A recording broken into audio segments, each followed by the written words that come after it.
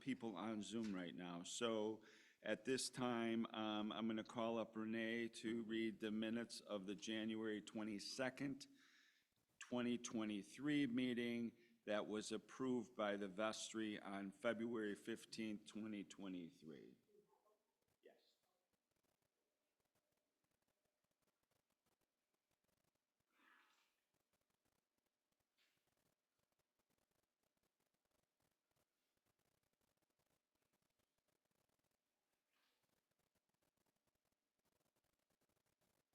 Okay, so we had, at the annual meeting last year, we had 6 vestry members present and the treasurer, and we had 19 parishioners. We called the meeting to order at 10:27. We said the prayer that we just had. We reviewed and approved the meeting minutes from the previous annual meeting. And then Jack read the temporal letter. Prior to reading the temporal letter, Jack read elements of the national canons, Diocese of Chicago canons, and St. Ignatius bylaws related to the role and accountability of the vestry, introducing the purpose of the temporal letter. Jack read the temporal letter and provided a signed copy to the vestry clerk for filing in the church records. No questions were asked by the meeting attendees. The nominating committee reported that we had 3 outgoing vestry members, Kathy Eilers, Mike Walker, and Roger Van Patten.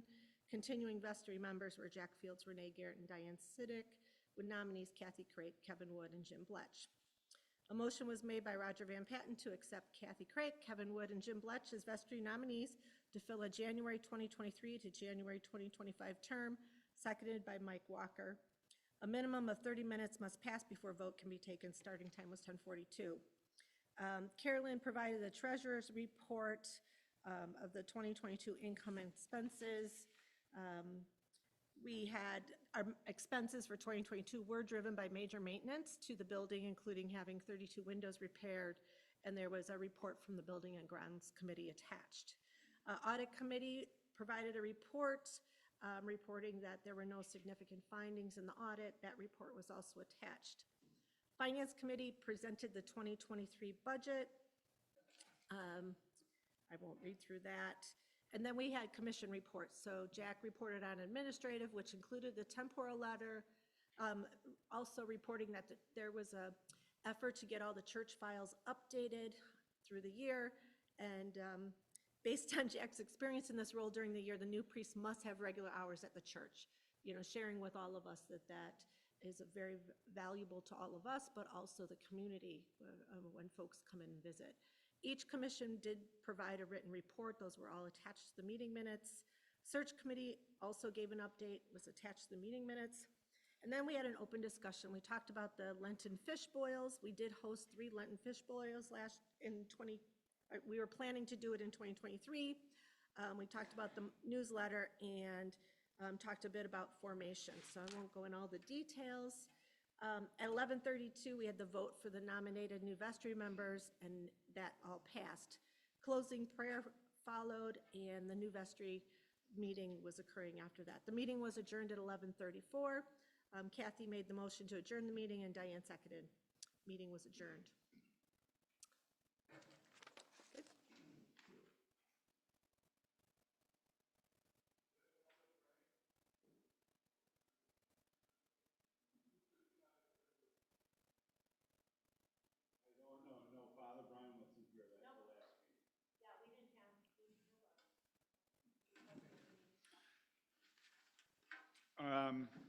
Okay, that was the minutes from January 22nd of last year.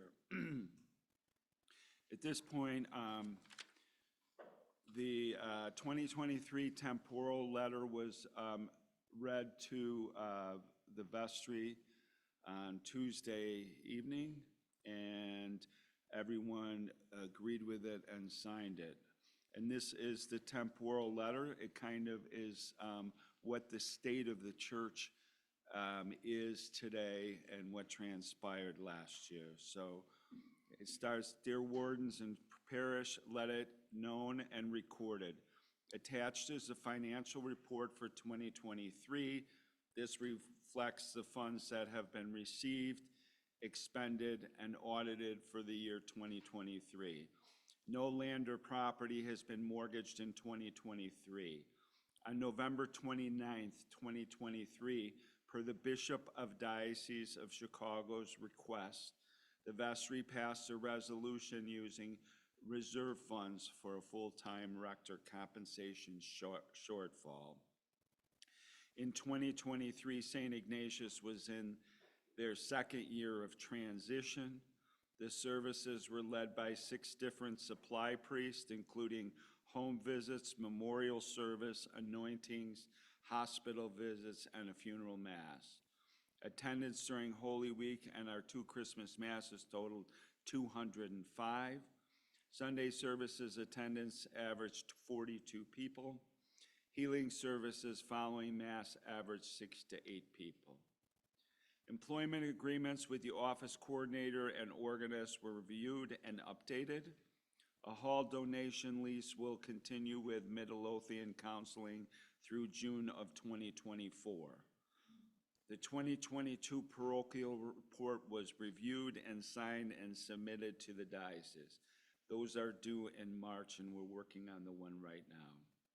In 2023, with funds from the building and maintenance funds of $12,354.51 were made to improve and maintain the church building and grounds. In 2023, 6 parishioners were blessed to participate and complete formal training for lay Eucharistic ministry by Father Jean Benisti. The following temporary committees were approved by the vestry: Audit Committee, Stewardship Committee, and Financial Committee. The vestry approved to extend the search committee. The current search committee will stay in place until the calling of a full-time rector. The diocesan convention was attended by Jack Fields and Kevin Wood. We continue our love and support to the community through several outreach programs, including but not limited to God's Will Resale Shop, Lenten Fish Boils, Fall Feast, Chuck Larson Memorial Golf Outing, Missions of the Month, and the Diocese of Chicago. We thank our whole family on the St. Ignatius campus for your faith, trust, patience, and communication, and your love of God to make all things possible in 2023. We now look forward to 2024 and all the new beginnings as we continue walking in love as Christ taught us. Peace, your vestry. Okay, that's the temporal letter. Now, does anyone have any questions as far as 2023, besides the financial end of it, on how things went or how we're moving forward? Because this was kind of like the state of the church. Does anyone have any comments? If Michael.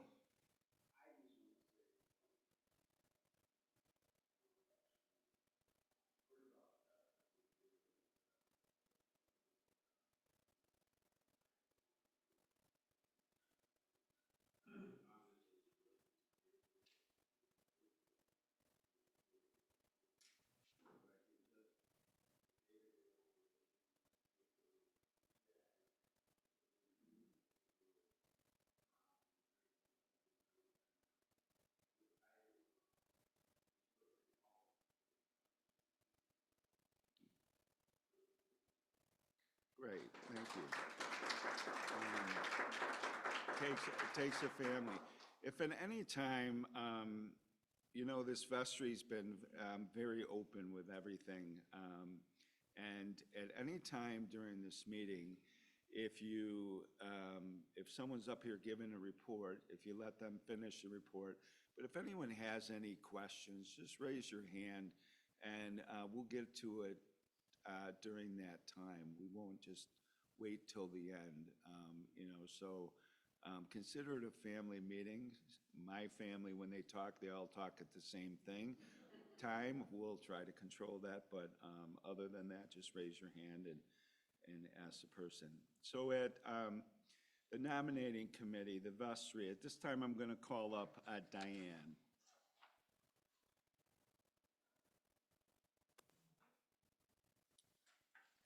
St. Ignatius of Antioch Vestry Resolution dated January 16th, 2024. Whereas, under Canon 22, Section 1 of the Diocese of Chicago, a vestry to consist of 2 wardens and not less than 3, no more than 12 members, and in Section 1A, members of the vestry shall be elected to full terms of 2, 3, or 4 years.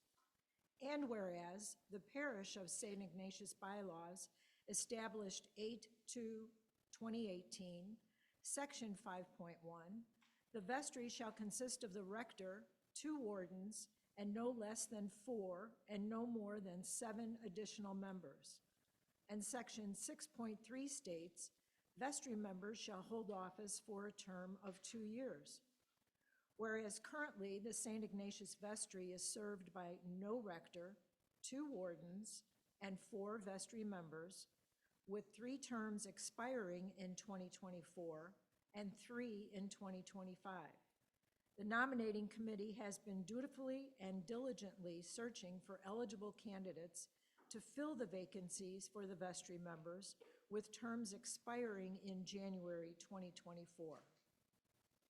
Be it further resolved, the current vestry members, Diane Sinek, Jack Fields, and Renee Garrett, seek to fulfill a 3-year vestry term ending at the annual meeting in 2025. This resolution, if approved by the vestry, will be distributed to the parish 2 weeks prior to the annual meeting being held on January 21st, 2024. Prior to the elections, this resolution will be voted on to be approved or denied by the parishioners.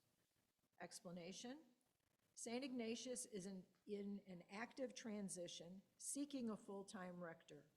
The vestry feels that it is in the best interest of St. Ignatius to continue their work in collaboration with the Rector Search Committee to fulfill this position.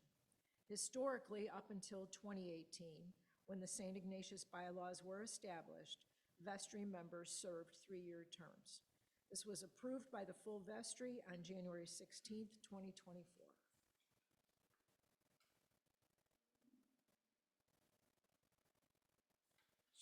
So that is all the formal language on it.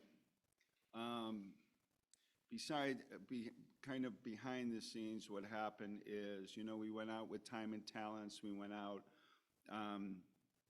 with announcements, and we were in search of some new vestry candidates for this up and coming year. The nominating committee and some vestry members went out to several people to ask them if they'd like to be a part of this. Everyone has different things going on in their life and at different transitions in their life, and we understand that. And at this time, Renee and myself and Diane got together, and at this time we feel that everything's moving smoothly. No one's pissed at no one. We're all getting along, and sometimes it ain't over, but it will be soon. So we all sat down and just kind of discussed about staying on. And in the past history, up until 2018, people served 3 years. And in some cases, that was too much. Some people, are willing to, serve 2 years. We put in 1 year. So we just decided that the 3 of us were all willing to go ahead and stay on. And so in the process of doing this, which we think is kind of right and according to procedure, is we needed to do a resolution with the vestry, which Diane just read. And then what that's going to require, just because the vestry says, according to the bylaws that were established in 2018, we will need to change those. And so the first, we wanted to get you the resolution that was proposed. So the vestry's on board to go ahead and to move forward with keeping Renee, Diane, and myself on the vestry. So that's what was just read to you, and that's kind of the story behind that. Now, what we're going to do is the St. Ignatius bylaws, which is on page 4 of your package. In that decision, this is what we would need to go ahead and change in the St. Ignatius bylaws. Basically, under section 5.1, it states that the vestry shall consist of a rector, 2 wardens, and no less than 3 or no more than 7 additional members. Persons of the same family, closely related by blood or marriage or by legal proceedings, shall not serve concurrently on the vestry.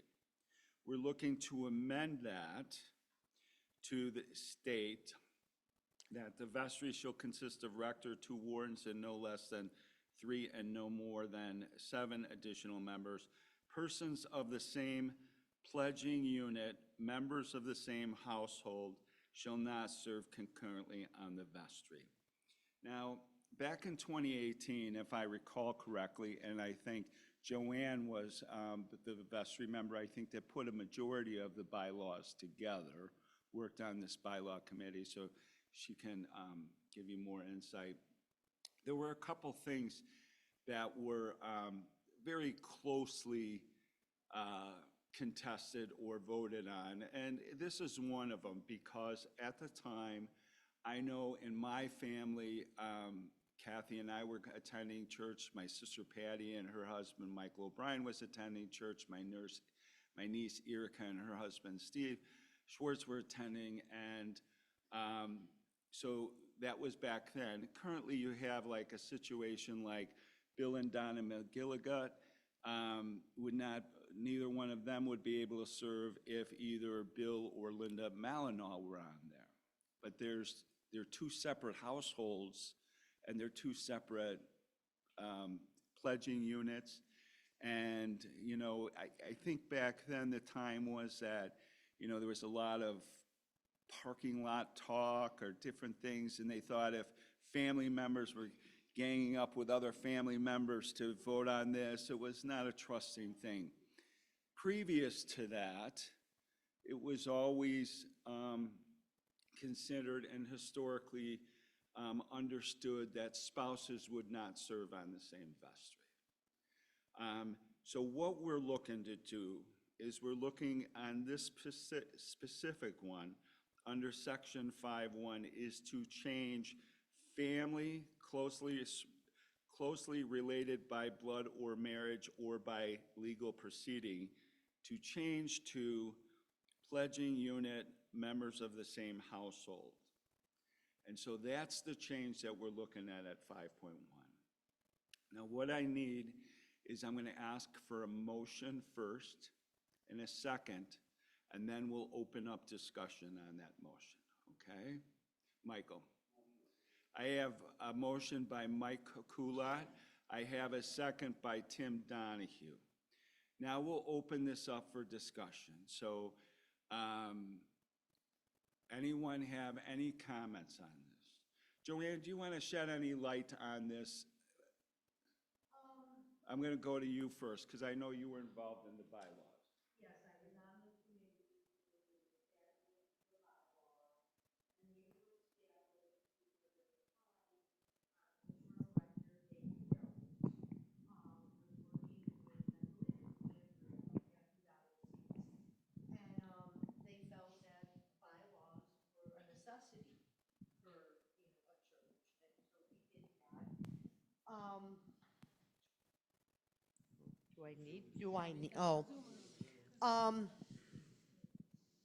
And that was the reason this section was put into the bylaws to avoid a conflict of interest and potentially stacking the vestry votes. That can become a slippery slope. And if we truly believe that we will find a rector and we will grow our congregation, this absolutely could become a conflict of interest. Now, I'm not saying it's going to happen. We don't know. We don't know that it's not.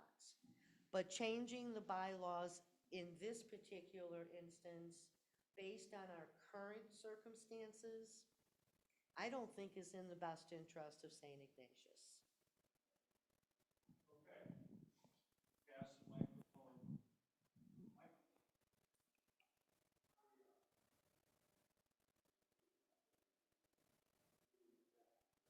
Has contracted in size quite a bit over the last couple of years. It's hard enough, we can't find new people to come on the vest. I don't see a conflict with it being pledging units versus family members. And if we start to grow again, and I hope to God we do, we can always adjust back. But I think at this point in time, for the condition that this parish is in, I think this is a very wise idea, because I know how hard it was to find vestry members when we had 100 parishioners. I think at this point, I think this is very, very solid.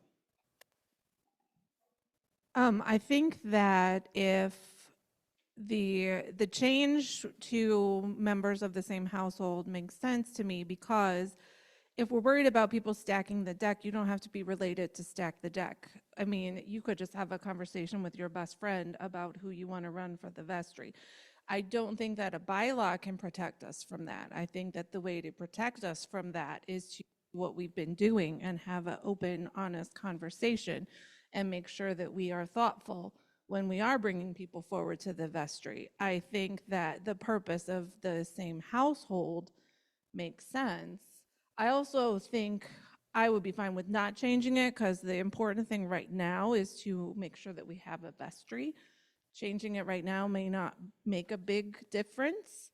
So if we decide not to, I mean, I'm not going to be mad, but I don't think that that family and sisters and brother-in-law really makes a material difference in that fear about people stacking the deck. Anyone else? Well, I understand how the wording the way it currently states is a little unclear, because how, when you say related by blood or marriage, how close is close? To me, it's kind of hazy, and I think changing it to members of the same household makes sense. But pledging unit, I don't know that that's I don't think that's a very well defined term. What is pledging unit? And, to me, the pledging unit thing just confuses it. Like, not that it has to go in a court of law, but if it were to go in a court of law, if somebody tell me, I don't even know what pledging unit is, but I know what a household is. So, Right. So here's another example. I'm going to use Bill and Donna again. Bill and Donna, and then they have their daughter. Oh, I'm sorry. Remember. Okay. I'm going to use Bill and Donna again. So Bill and it would be where it comes into household and pledging units. Bill and Donna are members, and then their daughter Jennifer lives with them currently. And, could Jennifer and, say, Donna go ahead and be there? The thing where the pledging unit comes into is, like if, for example, myself and my sister, we lived in two different households. We each had our own pledging unit, so we're trying to get that a little bit more specific. Does that answer your question? The pledging unit is an individual family that contributes. So on the pledge card.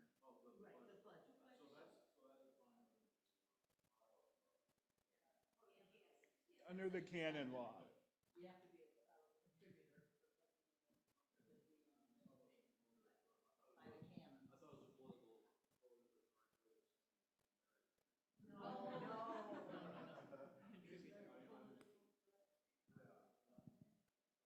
Does that answer your question, Mark? Okay, Bill. Yeah, just real quick, as those of us who were here in 2018 remember, that was a very, I'm going to understate this, a very difficult year.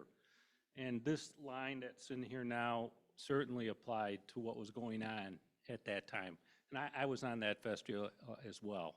But I think my own personal concern now is that we have enough people who want to be on the vestry, and we're going along pretty good, so I don't think, as no one's pissed at anyone. And the point you made, and the point you made, though, is I don't agree with my sister-in-law, Linda Malino, so if she was on the vestry with me, it wouldn't sway my vote one way or another. But, and Linda, if you heard that, I do love you. But again, we can always, if things change again down the road, we can always revert back. Anyone else? Okay. Again, I'm going to, so, Roger, I don't know how this. Okay. So we have a motion on the floor. The motion's written down. It would be the amendment to the motion. Mike made the motion and Tim Donahue went ahead and seconded. Is there any more discussion that anyone needs to discuss or bring forth? Okay, with that in mind, we're just going to do a simple hand vote, okay? All those in favor, raise your hand and say aye. Aye. All those opposed, raise your hand and say aye. All those abstaining, raise your hand and say aye. That amendment passes then. The second portion of that is now we go under section 613, which the vestry under 6.3 reads, vestry members shall be elected by a plurality of votes at the annual parish meeting. Vestry members shall hold office for a term of 2 years and are not eligible for re-election until having been off the vestry for at least 1 year. A system of term rotations will be established, ensuring that the terms of at least 3 vestry members will expire each year. All shall hold office until their successors are elected and qualified. The amendment would read, vestry members shall be elected by a plurality of votes at the annual parish meeting. Vestry members shall hold office for a term of a minimum of 1 year and no longer than 3 years, and are not eligible for re-election until having been off the vestry for at least 1 year full, or 1 full year. By November 1st, vestry members shall make known their commitment for the following year. All shall hold office until their successors are elected and qualified. The background of this now is that in canon law, through the diocese, it states that a vestry term shall be 2 years, 3 years, or 4 years. And it states that you need to have 3 vestry members revolving around each year, and you try to get them in accordance. So if you're starting out at church and you're doing this new, you're trying to get them all going. In the past, at St. Ignatius, we've virtually had 9 vestry members, and they were serving 3-year terms, and they rotated out every 3 years. So there was a rotation going. One of the discussions that we had is, what would happen next year, because Diane and I and Renee would have to go off if we pass this 2-year or 3-year term. And then Kathy Craig,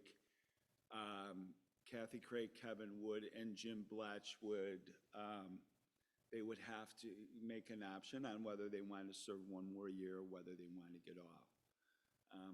The thinking behind that is kind of being hopeful and wishful is, you know, hopefully in this next year we get a pastor in there. If we change the year amount to anywhere between 1 to 3 years, when we went out to some people this year searching, the kind of fear and the commitment was serving a 2-year term or a 3-year term. And we're thinking that, you know, just because they get elected for 1 year doesn't mean they'd only serve 1 year, because if things are going well, maybe they might take on for 2 years. But right now, we're looking at, you know, hopefully getting a new rector or priest in here by the end of the year. There'll be relationships formed. The search committee, which currently has 6 or 7 members on it right now, some of them in that leadership position might be willing to step up at the plate. And the other thing is, in talking to some of the people that we went out to, at this point in their life, they're not ready to do it because they're either traveling, doing things, or have kids and are in transition themselves. But possibly by next year at this time, they might be willing to go ahead and step up. We don't know. But we're just trying to look positively and look into what we need to do to keep things running smoothly in 2024 and deal what God has given us to deal with. So, so that's where that's where we would need to change this amendment under this section. So the reason by the term by November 1st was put in there is because usually the nominating committee would go out, or the time and the talents goes out sometime in October. So the vestry would need to know who is going to stay on and move forward, so they would know that. So we put November 1st in there to let to let people know how many we have, how many are willing to go on for another year. That's why the November 1st date was put in there. Okay, so with that, I'm going to go ahead and I'm going to ask for a motion at this time. The way this is written, okay, now again, if we have discussion, you know, we might want to reconsider it, but I'm looking for a motion to amend section 6.3 of the bylaws to read a minimum of 1 year and no longer than 3 years, and by November 1st, vestry members shall make known their commitment for the following year. Those changes. Do I have a motion? I have a motion to consider by Warren. Do I have a second? I have a second by Mike Coolott. Now, discussion. I'm going to bring the mic to Warren.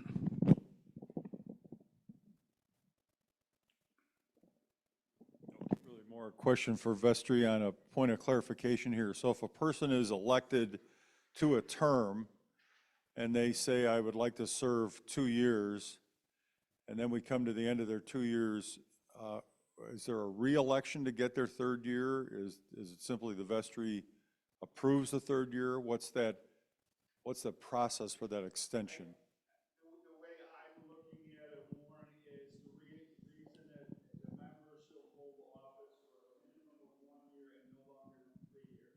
So at that point, when you're elected onto the vestry, you have that option, and you have to let the vestry know by November.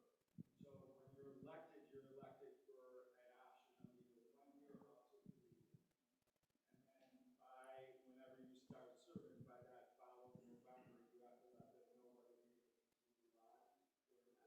so I understood that. And the membership, the parish elects the vestry members. So that extension is now being passed to the vestry for the extension and not back to the parish. Is that, I just want to make sure I understand. Yeah, so when you're elected for 1 to 3 years. So you Okay. choose how many you serve. Okay. And the thinking behind this is hopefully that we can get on some type of, back onto some type of rotation. You know, at this point, you know, we really don't know, you know, how that's gonna work out. That's just gonna have to feel in. But the way I read this is, and you can correct me if I'm wrong, so if we were electing a vestry member underneath this right now, you would be elected to either a 1 up to 3 year term. It would be your option on how long you stay. Does that make sense? Yeah. Okay. Because I think, and Warren, I think you're bringing up something we didn't think about. So, right, so if a vestry member is not fulfilling their obligation as a vestry member, right? I think that's what you're saying, right? Yeah, and I think we do need to talk about that. And maybe it doesn't have to be in the bylaws, but it is something that should be the responsibility of the vestry to make sure we have adequate representation to lead you all and keep this church going. So that's just my comment.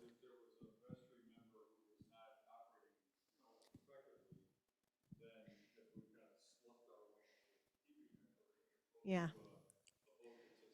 Yeah. It's a very good point.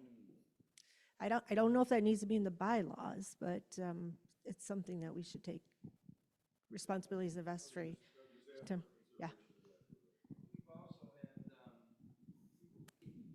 before their term was over, and then another vestry member, their term was over, but decided to fulfill that vacancy. Does that need to be, because you're saying, I got to stay off the vestry for a year, but if nobody were to step up, and I say, well, I'll take over Karen's spot for that year or the rest of her term, does that need to be spelled out in there too? But I think that's always just been kind of given that we've had. It is spelled But- out in the, it is spelled out in the dice and in the canons about how that works. Filling another, at that point, the rector, and if no rector, the vestry can fill that position. I know in the past, we've done that, because when Bill was there and Bill was brought on 15 times back and forth onto the vestry, and Kathy, or Nixon, Katie Nixon, was the same way. So they were brought back into that, and that's kind of handled in the canon, in the canons, on how that can take place, fulfill a position. Any other questions? So, Warren, Renee is, first of all, if you're on a vestry and you need the best clerk in the world, Renee is that person. I'm telling you, she gets the minutes out within 4 days, within 3 or 4 days after the meeting and whatever. But so she's got that noted, and that's something that we'll have to look into. Okay. Oh, I'm sorry. All right. So right now, the motion on the floor, which was put out there by Warren and seconded by Mike Coolott, is that we change under section 6.3 of the bylaws, the member shall hold office for a term of 2 years, to member shall hold office for a term of a minimum of 1 year and no longer than 3 years. And then also added into that amendment would be by November 1st, vestry members shall make known their commitment for the following year. No more discussion? Okay, with a show of hands and a sign of all those in favor, state aye. Aye. All those opposed, state nay. All those abstaining, raise your hand and say, I abstain. The motion passes. Okay. At this time, I want to call up Renee or Karen, either one of them, for 2023 audit. Okay. Audit of the St. Ignatius financial records. The audit occurred on January 4th here in the social hall. Present were Karen Donahue, myself as the auditors, and the treasurer Carolyn Van Patten. The auditors found the St. Ignatius Church financial records to be in order with no significant findings. As a summary, our activities are we review each account balance against the December financial report.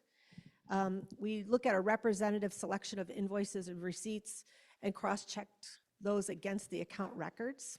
And there's a list that will be submitted with this report of those. A general review of the binder containing the supportive documentation was conducted. Our findings were each account balance matched the December financial report. Of the 24 invoices, receipts selected, 2 appeared to be missing from the records. But the filing of the source documentation significantly improved from the last audit in January 2023. So our recommendation is to close out 2023. The treasurer and office coordinator should try to locate the 2 missing invoices and ensure they're put in the binder. Any questions? That's it. All right. Now we're going to call up we're going to call up our treasurer, Carolyn Van Patten, for the 2023 income and expense report, which should be attached on your package. As you can see on the papers, one is for the income and one is for the expenses. We have what was for the 2023 budget, and then our year-to-date, what we actually spent, or income, what we took in for 2023, and then the proposed 2024 budget is the next line. So the 2 items are kind of all connected on the pages here, as you see. I'm just going to highlight some things. We're not going to go line by line on that. On the income part, you can see there's 2 that was more. We received more money than what we had expected on when we did the budget in 2023, and one was God's Will income was much higher than what we had budgeted. And thanks to all our volunteers there and for the community. You'll get the report later on that. The other was our pledges. We had some that was from 2022 that paid in January of 2023, as well as there were several of the pledging units that paid more than what they had pledged, so that came in more than what we had expected. Then for the 2020, I'm just going to do with the budget part now too, Jack. The 2024 budget there, we kind of looked at what we had received and adjusted accordingly. The one that I would point out is under hall donations. The budget for 2023 was $500. For 2024 is $3,800 because we have the Midlothian Counseling Center, which is paying a donation each month for using our facility there. Any questions on income? If not, we'll go to the, yes? Oh, yes, that was one thing. On the miscellaneous, we usually put $2,000 in our budget for income and $2,000 for expenses because it's kind of one that hasn't been a budgeted item, but when it comes in, then we pay out, so it's a wash, we in and out on that. The fish boils and the fall feast are not budgeted line items as fundraiser, so that goes under miscellaneous. So that's why that is higher both on income and expenses, is because that's where that falls.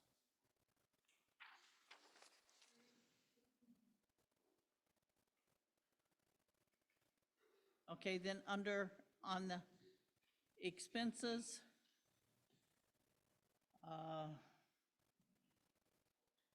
those are our normal utilities and property insurance, things like that we have. The one thing to note is priest in charge. We had budgeted in 2023 for having a priest for 6 months, which we did not, so it was 0. And then if you fast forward down to supply priest, we had there budgeted for 6 months, which we didn't have one, so then we spent more because we needed to have Father Jim here with us. So for 2024, we've budgeted for a priest for 9 months and then 3 months for the supply priest on that.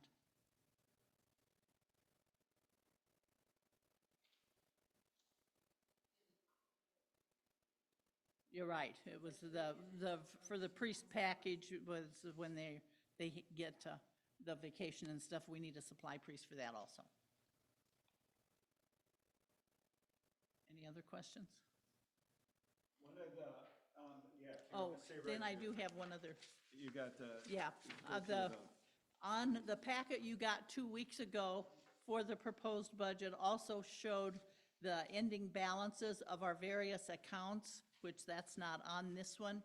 But in the regular operating account, I'm rounding off, we have a little over, at the end of the year, a little over $9,000 in the operating account. In our operating reserve account, when the balance in the regular account builds up, then we transfer it over to the operating reserve because we earn interest on that. And that had built up enough. We were concerned both with having it in one bank for FDIC insurance and the other of earning more interest. So the vestry approved to invest in 6-month CDs at other places. I called around and got the best interest rates. So we did 3 6-month CDs, each $50,000 with staggered maturities, and our interest rate's a little over 5% on each one of those. And then we had to do the resolution for the diocese showing that we had reserves to cover for, if we had the full-time priest, we have a deficit budget, that we got that set aside for that. So we were covered, more than covered on what we had to show the diocese that we had for 3 years. So we have the 3 CDs for $150,000, and then our operating reserve as of the end of December is up to $60,000. And then we have a separate for outreach, for the monthly outreach and for God's Will outreach when it comes in, and then whatever we pay out of that for our outreach has a little over $5,000 in it. Our building fund that we put in each month from the vestry so that we can build it up to do major improvements, capital improvements, is $9,000. And then the memorial account is when someone passes away or whatever, and we have memorial money until the family decides what they want to use it for, is a little over $11,000.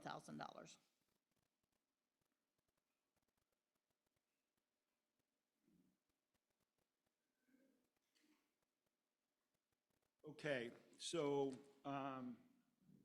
yeah, one thing that we started doing was putting the money in revolving CDs about every 6 months.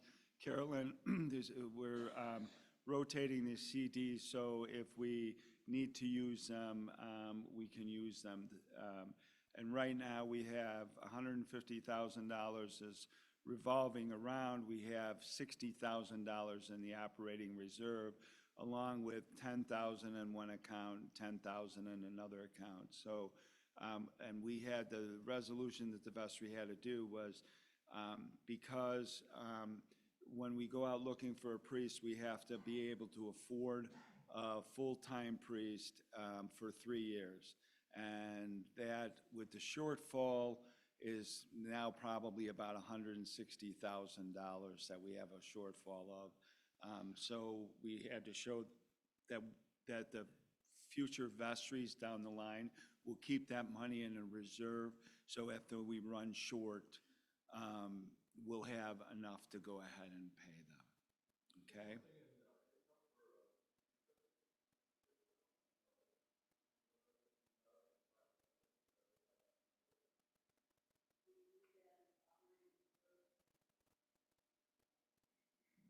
Any other questions on that?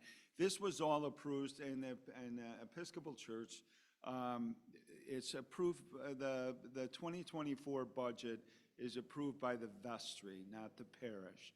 So the vestry went ahead and approved this at their Tuesday night meeting. Now, that being said, this is a budget. So this is just an educated guess on what's going out.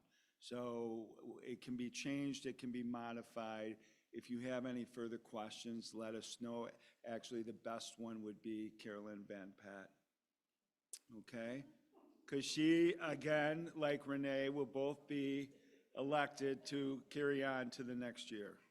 They don't know it yet, though. It is there anything else in regards to finance? Okay.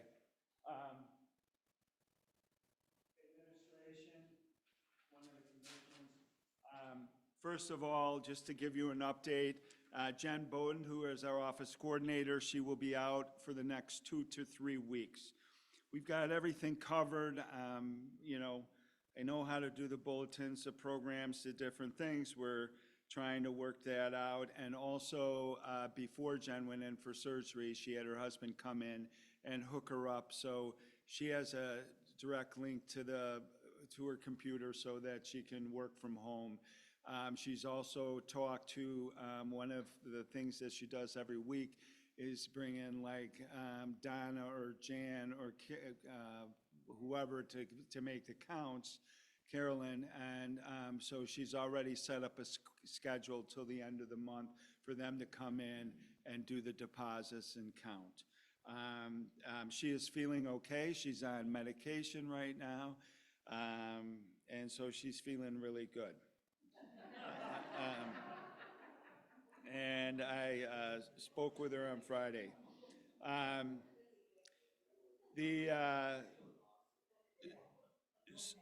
So one of the things that Jen does, and I don't want to get into it, but basically every week we send out, to 37 parishioners the programs, the updates, that type of stuff.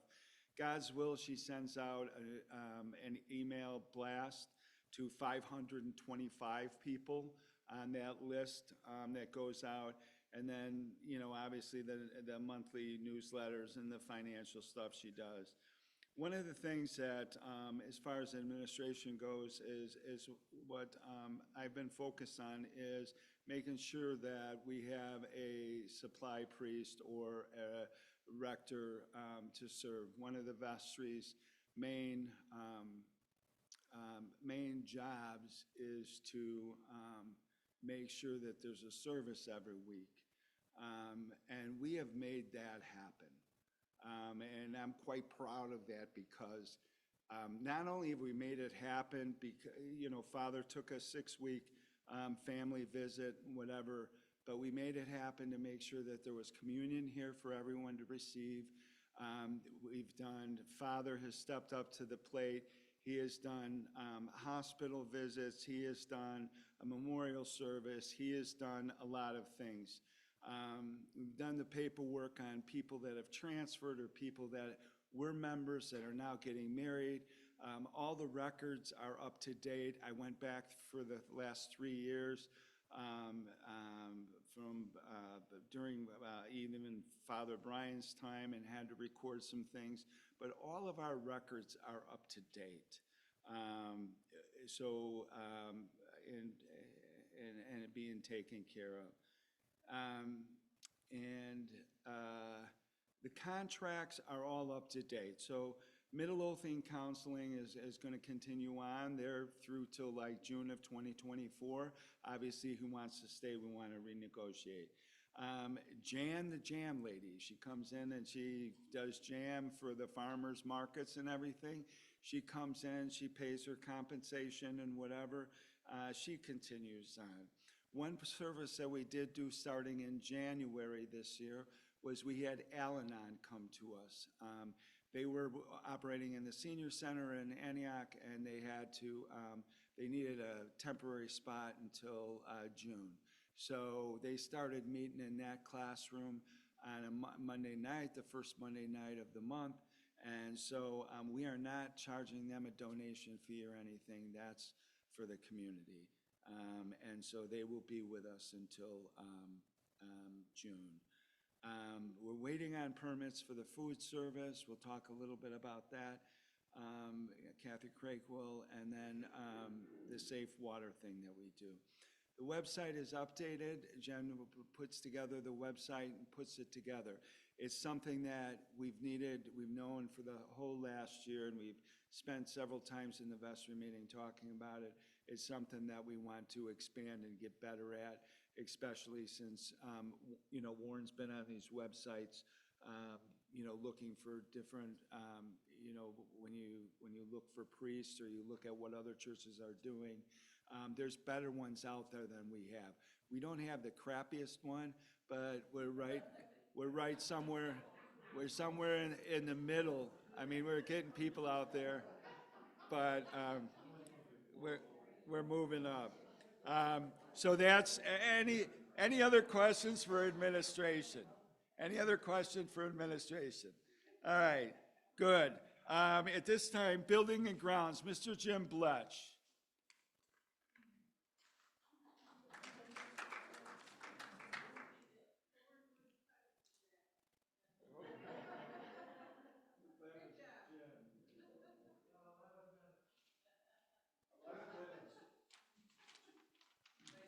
Won't take me that long. Because of the Zoom. We can spend like 3 hours on it. This past year, we went through with the fire inspections, fire department and alarm systems and so on, and took a couple of rounds, we got it all passed. Roger's been doing good with the exit signs that had to be taken care of. They blink on and off here, kind of like Eat at Joe signs.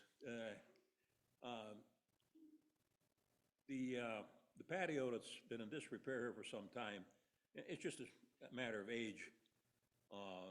We're planning on this spring, we've got 2 bids on it now, we want to get 1 more.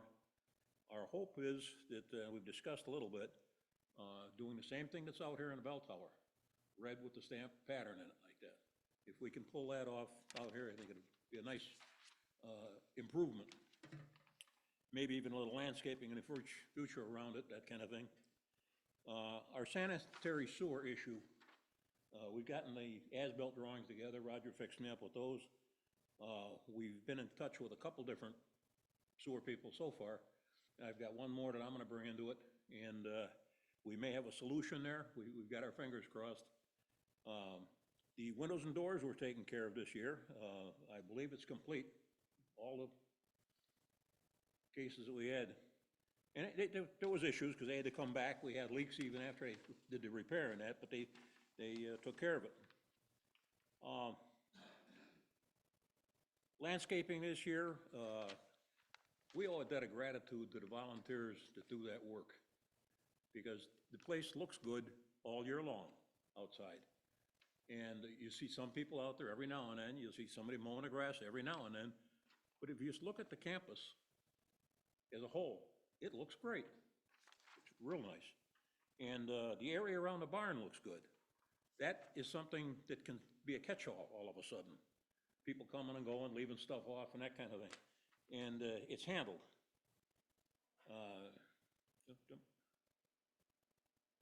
So the goal is in 2024, we got the AC unit to be replaced on the main meeting hall. We got the patio and the sanitary sewer. Questions? Questions for Building and Grounds? Tim? What's wrong with the sewer? Pardon? What's wrong with the sewer? It's just the backups we've had when we have the big feeds here.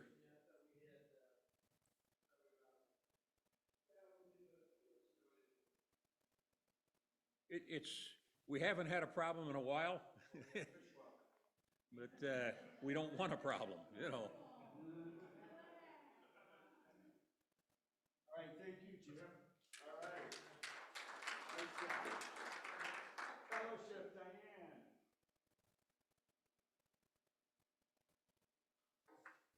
We had a year of champagne brunches and a summer picnic and Maundy Thursday supper. But it's not about how many donuts we've consumed or how many pounds of coffee were made. It's about what happens at these tables in addition to that table. Sharing our successes, our fears and concerns, our Bears versus Packers, legacy stories inside and outside the parish. So we're now going to expand fellowship to have a schedule for every Sunday for both services. That sign-up sheet will be available next Sunday, and next Sunday is already covered. And I invite you to join in this. Doesn't have to be anything fancy. You can go to the bakery, you can go to Walmart, bring something in. If you need to learn how to make coffee, we'll have a coffee class. But it's for all of us to share and be involved in. Thank you.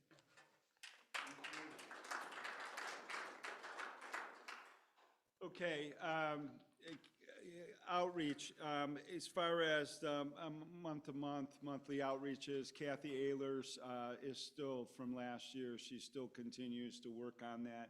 She's had some help in a couple months with Diane stepping up to the plate. But Kathy Ehlers comes in on Mondays and she'll clean up the kitchen and she'll decide on which group she's going for this month. This month is the Lake County Pads, so she's got a list out, and I've talked to her. She'll continue in that capacity for 2024. So please, if you see her around or whatever, just thank her, because she does a lot behind the scenes that a lot of people don't realize. But she's up here and she's working 3 jobs, and she just, she comes up here when she can, and she does a lot for the community. So a big shout out to Kathy Ehlers. Thank you. Thank you. Kathy Craig's going to give you a report on Godswill Resale Shop. Before I get to Godswill, a real quick thing personally. I want to thank everyone for your prayers and thoughts. I progress day by day. I got another appointment on Tuesday with the radiologist, so I don't know what my whole game plan is for the rest of my life, per se, but it's looking good. Things look very optimistic. Okay, Godswill Resale Shop. If you don't know, there's a big pole barn out there in the corner of our parking lot. Anyways, in 2023, we had another successful year. The shop has approximately 15 volunteers, along with several other people that come in to help when we need an extra hand. So anyone who wants to volunteer, we'll find a spot for you. Feel free to talk to me, talk to Sue Hollis. There's lots of people around here you can talk to. Our total income for the year was $99,797.55. And our expenses were $10,581.64, leaving a net income of $89,215.91. We were budgeted for a net figure of $72,000, so we were over the budget by $17,215.91.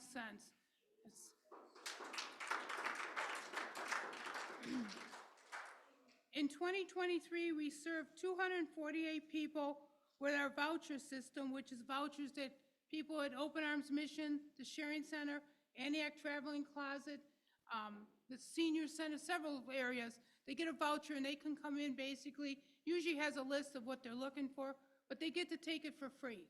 Take it back to their home, help their house get a little more personalized and beautified, and help them survive in the everyday. And also for employee hours redeemed, our volunteers do get a big stipend. They earn $3 an hour for every hour they volunteer. some take it, some don't, and then they use that to get merchandise in the resale shop. We donated to 3 organizations, half of our proceeds for 3 different days. They were the Open Arms Mission, the Sharing Center, and the Antioch Traveling Closet. We also donated out $20,500 to various things, which included the half-day proceeds, gift certificates that we give to people. We have people that do come in and say, I don't have any gas, I can't get to work tomorrow morning. Here's a gas card. We don't do that very often, but we do that. We have items for our raffle baskets that we have here in church, and we also have donated raffle baskets to the Lions Club Chicken Dinner. We had another church that was doing a fundraiser, and we donated a basket. And also items that we don't sell, that we leave them out there for a couple months, and if it doesn't sell, then we turn around and donate it out to other areas, other places, and they use it. We have we just started that, we had one going on, and they stopped doing it, and we just got another shoe person who will take the shoes that are gently used, and they get put forward to someone in need. We also hosted a give back afternoon where people with a voucher came in and they could take whatever they wanted for free. We served 62 families and gave out a total of $4,600 in goods. And I like to have a big thank you for all the volunteers that are out in the shop. They are not all parishioners. We have volunteers from the community who come in and help us. Thank you.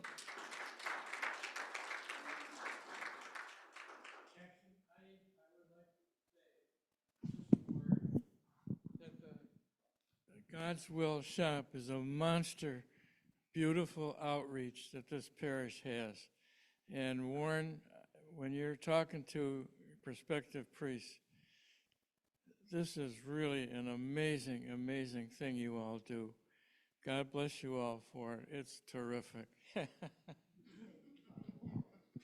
So just one more thing on that. I want to let everyone know, yesterday morning, a Ukrainian family came in, which God's Will Resale knew that they were coming in. They thought they'd be coming in, we were told they were going to come in with an interpreter. And husband and wife showed up yesterday morning, and they went through the shop. The interpreter wasn't there, but Maggie and Joan worked their way through it to give them truckload of stuff for their apartment, and their son is coming back, I think, this week to pick up a couch and some furniture that they couldn't fit. But that's just a blessing that happens out there, you know, weekly, if not daily, okay? Renee. Okay, formation report. So for formation activities in 2023, Father Jim led and several parishioners participated in adult formation on Sundays during Lent, discussing the 12 keys to an effective church. On Sundays during Lent, Libby Deichel led children formation, learning more about the gospel messages from each of the weekly mass readings. We have children's materials now out here, just outside the service area for the kids. In support of a resolution that passed at the Diocesan Convention on Anti-Racism Work in Congregations, we participated in a tri-parish conversation facilitated by Deacon Ann Smith on Resurrection Hope by Reverend Kelly Brown Douglas. Members of St. Ignatius joined the Annunciation of Our Lady Episcopal Church in Gurnee and Christ Episcopal Church in Waukegan in reading, studying, and sharing our reflections on this book over 3 sessions, and we hosted the first session here on May 3rd. During the summer months, Father Jim conducted the Demonstration Communion, a series of instructional Sunday services. And for 3 weeks in August, Father Jean Benisti led the lay Eucharistic minister training. 6 members of St. Ignatius participated in this educational course regarding the power of parishioners. When I read through it, it seems like a lot. On paper, it looks like it was limited, and I think with a new rector coming on board, we'll have a lot more in 2024. Yeah, thank you. Kathy, did you want to add something on worship now? Okay. All right, anyone have any questions on worship? There actually isn't a lot to say about worship this year, except for it's the best thing in our life, correct? Our attendance over the last 3 years stayed approximately the same. Our average Sunday services was 42 people. Ash Wednesday, we had 26 people. The Easter Triduum was 126 people total. Christmas Eve and Day was 79 people. Wednesday evening services, we had 11 people. And we had 1 baptism and 1 funeral. We need to thank Father Jim for sticking with us this year.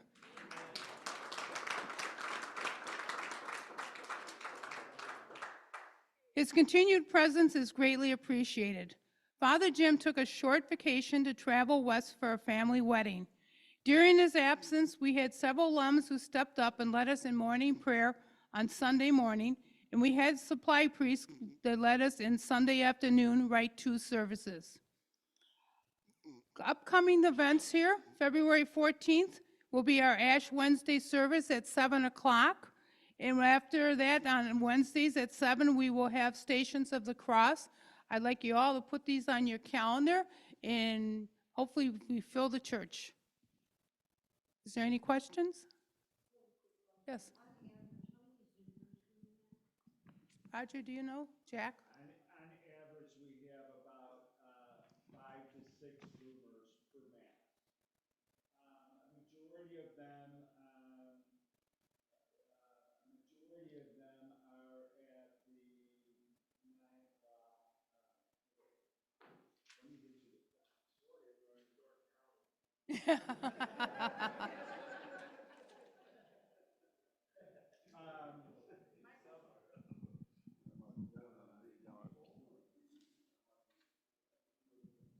A majority of the Zoomers, it's kind of split, it depends, but a majority of the Zoomers are on at the 10 o'clock service. And usually at 8 o'clock, I would say that average is 2 to 3. And then in the 10 o'clock, I would say that average is somewhere between 3 to 5.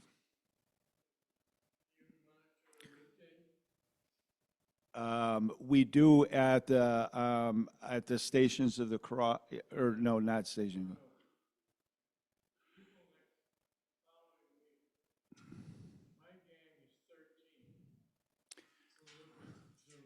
We don't. We only look during the service.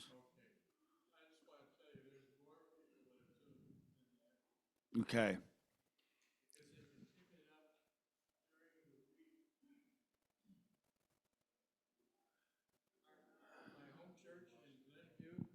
The weekday monitors are like 30 who pick up the Sunday service in the following week whenever they're got the time to look at it. Mike's got a question over there. So that's something we got to get better at.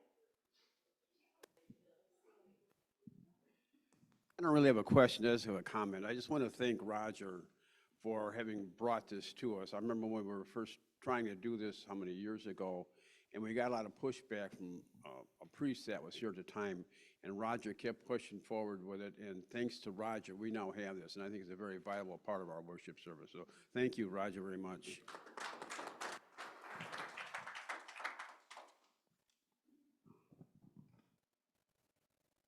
Yeah, if anybody wants to look at the service during the week, just Zoom.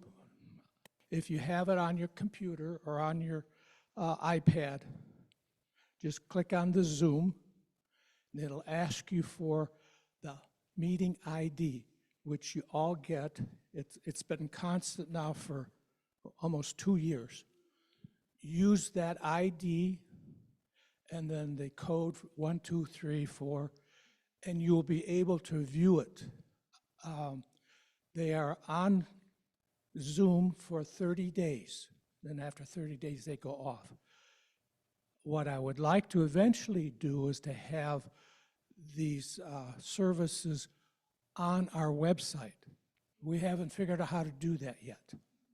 So, Something called YouTubers.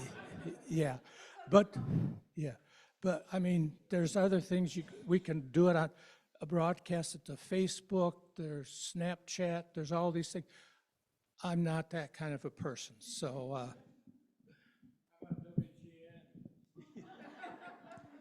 All right. Anything else in regards to worship? Okay. Diane, I'm going to call on you for a new commission called Parish Development. How do you all let someone know you're having an event or a celebration? Invite. We're invited to the table every week at our Eucharist celebration. And then we encourage further celebration at social hour out here. These celebrations occur every Sunday, and we take for granted that the usual crowd will be there. But how are we to grow our congregation if we don't invite other people to join us? Our rector search discussions often include the statement, "We need him or her to grow the congregation." My question is, what are we waiting for? It's our job. When we initiate the process, we're providing a foundation for the rector to build upon. We have social connections in our neighborhoods, civic groups, and some of them are very long-term relationships. So now you're asking, how are we to do this? We'll start with a new commission on the vestry called the Parish Development Commission. Its duties will include developing your invited materials to be used at the fish boils, in the narthex, at God's Will, increase our social media presence on a consistent basis, utilizing print media to reach a broader market when we have provided resources to the community. Some of the local papers allow you to, send in an article with pictures, bragging about what you've done.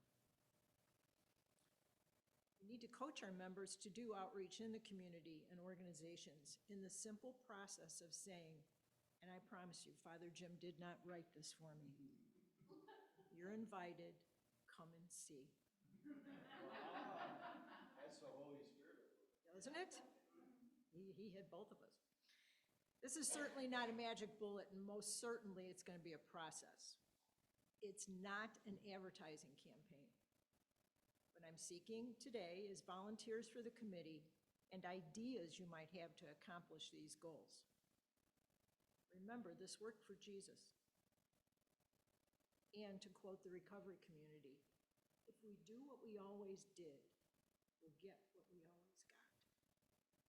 And it's not good enough anymore.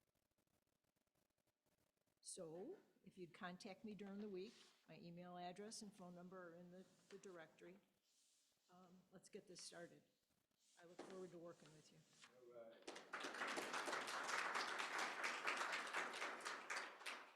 Okay. Next up is the search committee, Warren Sinek and Linda Mizwicki.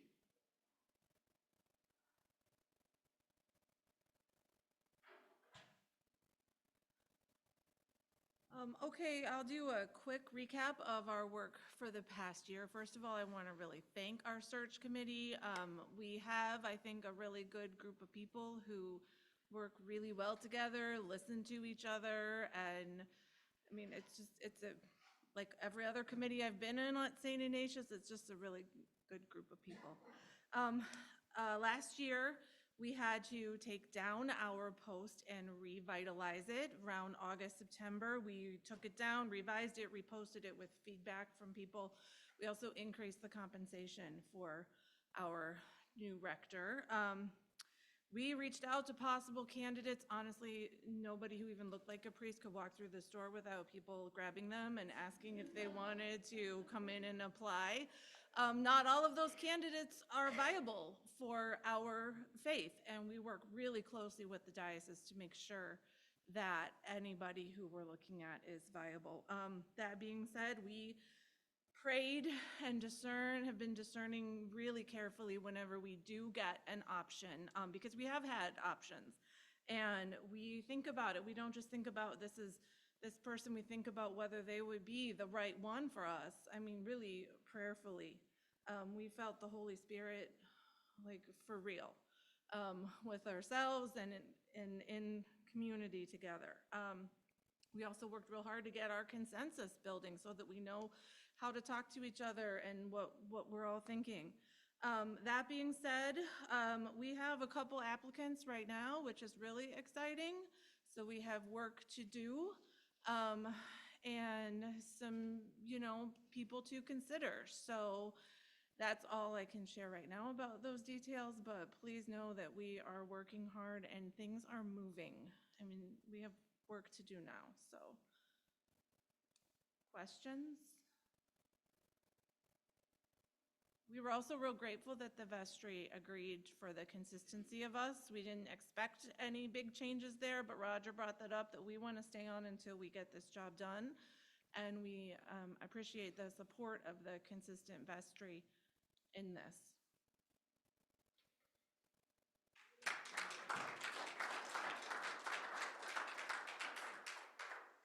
All right, and the search committee's been to a couple of the different vestry meetings, and I can tell you that they are committed. They are doing their due diligence. They're opening up more communication than probably the diocese would like them to.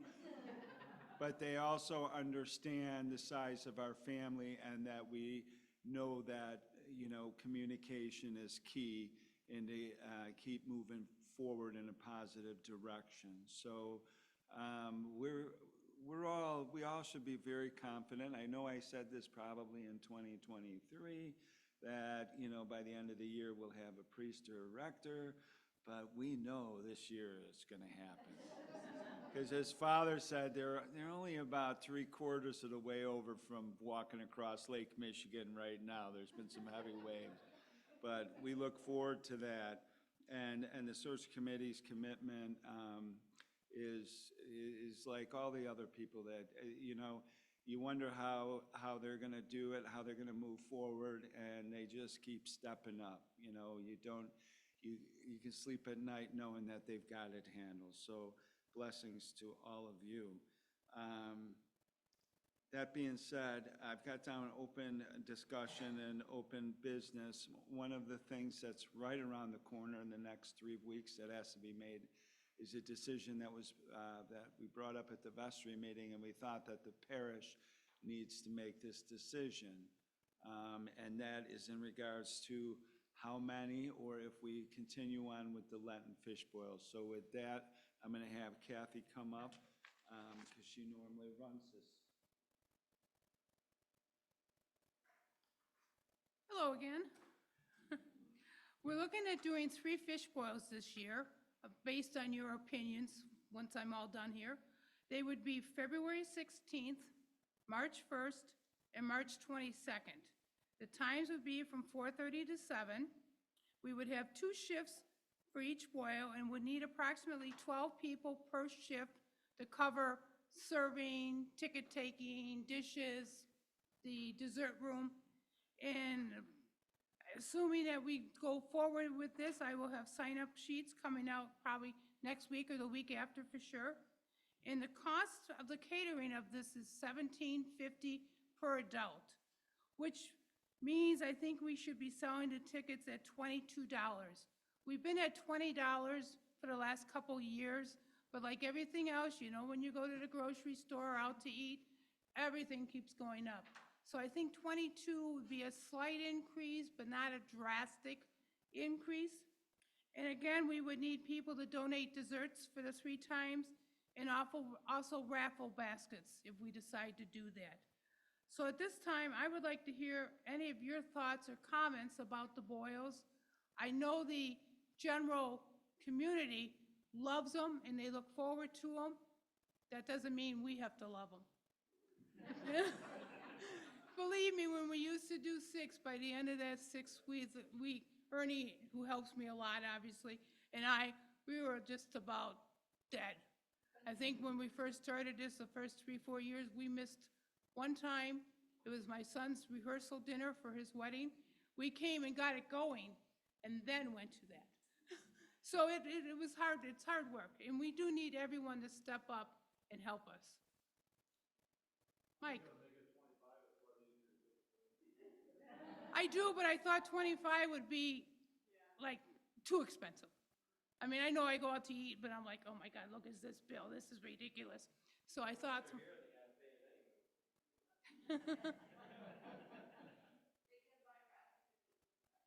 Yeah.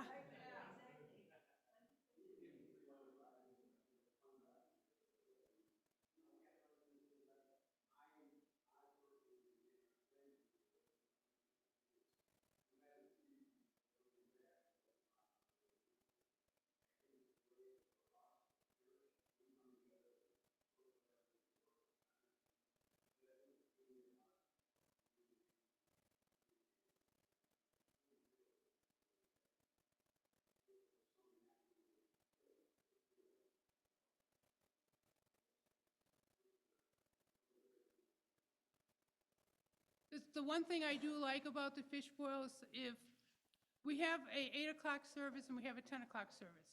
I go to 8 o'clock service, I do everything there. Once in a while, I show up at the 10, but I'm like, oh, are those new people? Oh, no, they've been here for the last 6 months. I don't know. But this brings us together as a church community, and we get to know each other from the different two services. So what typically, so as far as the price goes, Mark, we raised it to $20. I think last year, I think it was 15, but we always made about $5. It's been 20 for a few years.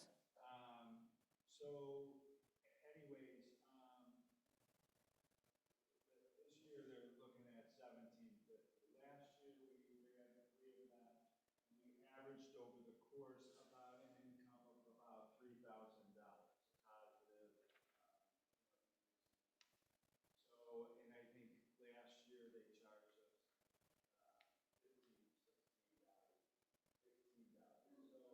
So that was, do we take it to 22? Do we take it up to 25? 25 would be $50 a couple, and we don't serve, what I've heard from the community is we don't serve beer or wine or anything like that. So if people are going out for dinner, we have a fish fry, fish boil, they have access to beer and wine. You know, my cousin drinks a lot, so that's why they want beer and wine. So the one thing is, there's 5 weeks in Lent. So we were thinking of either the first and the last week, or putting one in the middle, which they couldn't do the one. Chris Earls couldn't do the one directly in the middle. The 15th, we want to go every other week. They can't do the 15th. They offered up the 22nd. But we need to respond. So the main thing is, first of all, let's work on whether we want to do it. Is everyone up for 3 times? Okay, because we're gonna, okay, so we're gonna do 3 times. Now let's discuss a little bit about the price. They're gonna charge us $17.50, and I figure that with Ernie and Kathy, we have to buy some things, some plates and some other things that go along with it, which is not a big deal. And if you're looking at it more of as a community event, it's not a major fundraiser. It's not like something funny. That topic came up at the vestry too. So, you know, do we go to 22? Is 22 the magic number? Or do we stay at 20 and just kind of break even at that thing, or do we go to 25? Michael?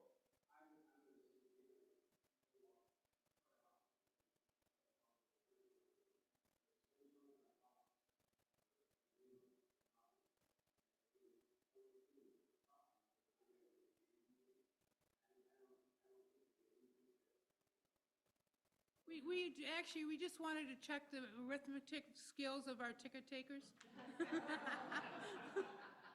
Well, I know at certain restaurants, they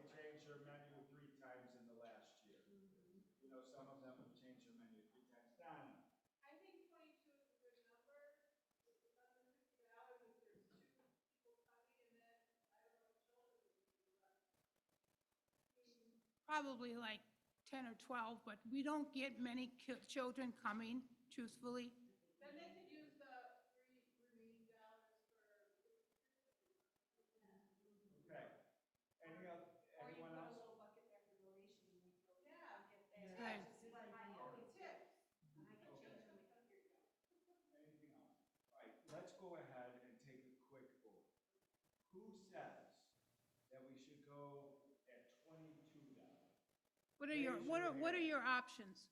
22 and 25. Okay. No, you got some people, but okay, 22. 22, raise them high. 1, 2, 3, 4, 5, 6, 7, 8, 9, 10, 11, 12, 13, 14. 14. Okay, who says 25? 1, 2, 3, 4, $22 it is. All right, so we're gonna go at $22 and we are gonna commit for 3 weeks. During that time, Kathy will get the list out of what she needs to help out with that, and so Fitzgerald's. I will call them probably tomorrow because I got plans this afternoon. Okay. And get that taken care of. The one thing I will say, I'm willing, cover your ears, Ernie.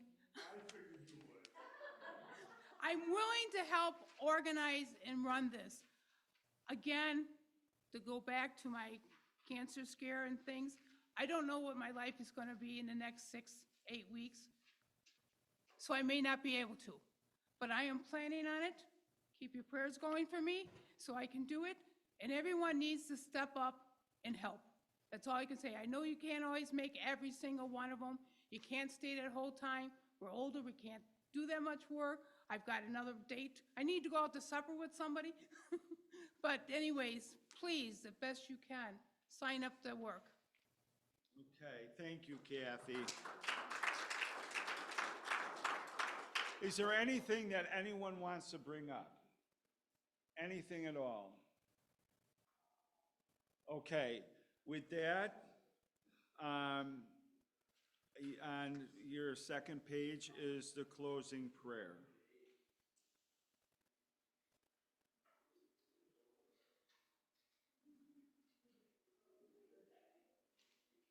Page number 2 is the closing prayer. Almighty and ever-living God, ruler of all things in heaven and earth, hear our prayers for our parish family, St. Ignatius. Strengthen the faithful, arouse the careless, and restore the penitent. Grant us all things necessary for our common life, and bring us all to be one of heart and mind within your holy church, through Jesus Christ our Lord. Amen. I am, the vestry will go ahead and we'll meet in that room right there afterwards, after the meeting. We just have some quick business to do. And then, but I am looking for a motion to adjourn. I've got a motion by Mike Coulott. I have a second by Roger Van Patten. Any discussion? All those in favor say aye. Opposed? Abstentions? Sold. About an hour and a half. Thank you, everyone.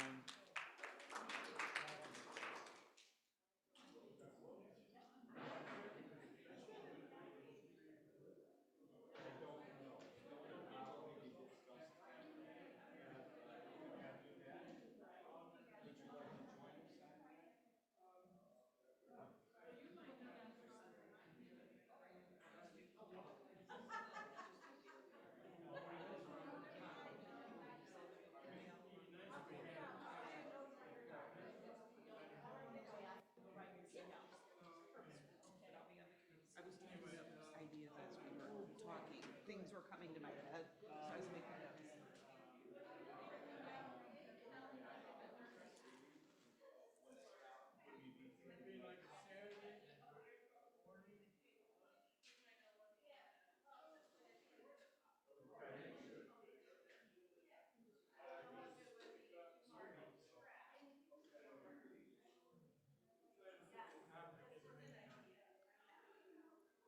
That concludes the broadcast for today.